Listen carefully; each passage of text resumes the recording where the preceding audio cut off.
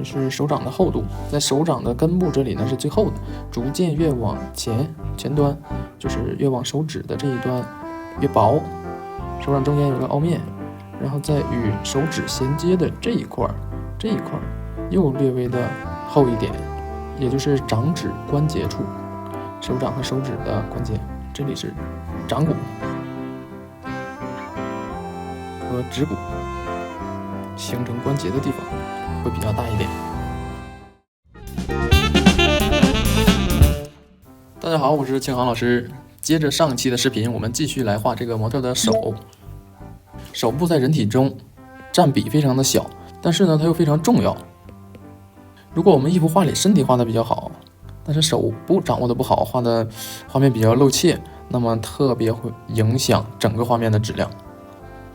虽然手部比较小呢，我们一开始可能第一眼都看不到，但是随着对画面的深入观察，手部一定是能够被看到的。那么被看到了，如果手部呢刻画的也比较精彩的话，这张画还算比较正常，能够过关。刻画手部，我们要了解手部的内部结构，还要对手部的动态和形状、造型进行充分的观察，才足以帮助我们能够把手部画好。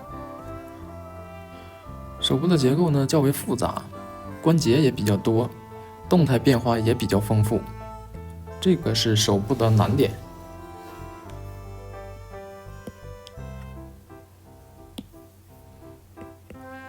上来就先去画了一个手指头啊，这个是错误的示范，那么也是不经意间给大家演示了一个错误的作画方式。如果是过早的去关注某一个局部，就会有失整体啊。这种问题呢，只要是不注意，哪怕是画的再熟练的人呢，也会犯。那么能发现，咱就及时改正。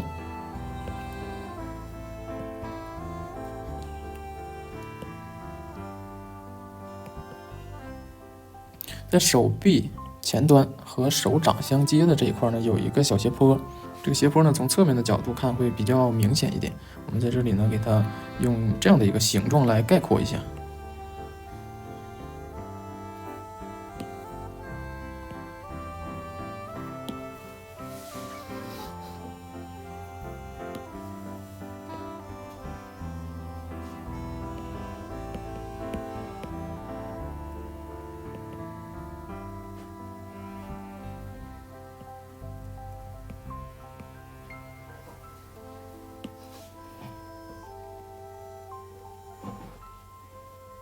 这个手掌的背部呢，基本上都在暗部里面，所以这边的调子会多一些。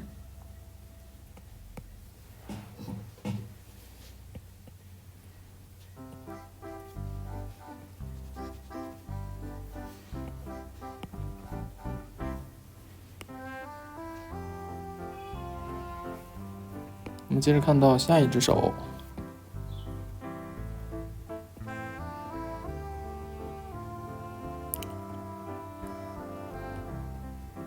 如果我们想要画出一个看起来还不错的手，一定要把每一根手指画清楚，每一根手指的形状、它的造型结构、它的朝向，把这些特征表现清楚。手掌心是一个凹面，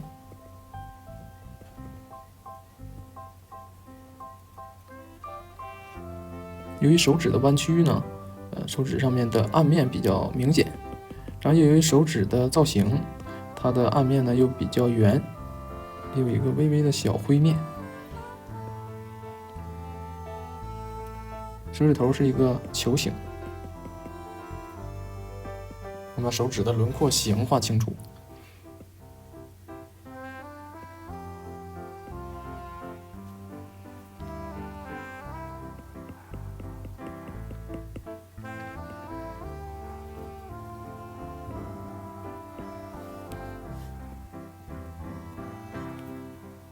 拇指的手指头呢比较大，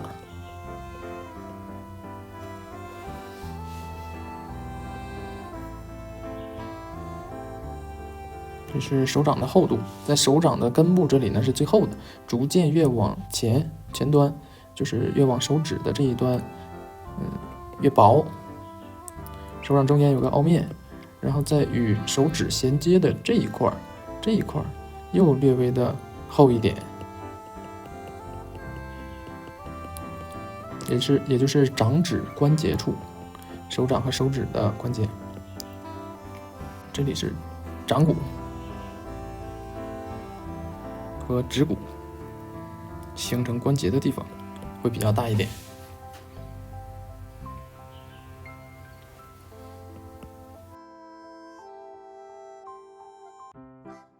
本期视频我们对2个手部进行了一个示范，那么我们下期视频再去示范一下脚部。我们下期再见。